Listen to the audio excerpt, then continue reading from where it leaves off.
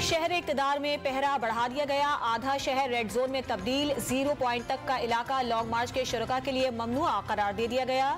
Security کے لیے police, rangers اور فوج تعینات ہوگی۔ تحریک انصاف کا لانگ مارچ رواں دواں، چیئرمین عمران خان آج رات گجرانوالہ میں قیام کریں گے۔ لانگ مارچ کے شرکاء کے لیے مٹن قورمہ، چامپیں، چڑے، بٹیر اور دیگر پکوانوں کا اہتمام۔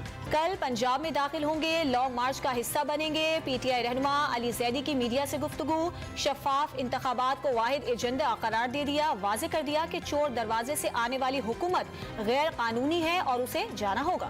لانگ مارچ کی ڈیوٹی کراچی پولیس کے لیے پکنک پارٹی بن گئی۔ شہر اقتدار کے گرین بیلٹس پر اہلکاروں کے ڈیرے، کوئی سستانے میں تو کوئی کھانے میں مصروف، موسم انجوائے کر رہی ہیں۔ اہلکاروں کی گفتگو، عمران خان رات میں کچھ اور دن میں کچھ اور کہتے ہیں۔ ترجمان سندھ حکومت مرتضی وہاب برس پڑے، طنز کیا کہ جو شخص صحیح سے حلف نہیں پڑھ سکتا وہ بلاول بھٹو کا مذاق اڑا رہا ہے۔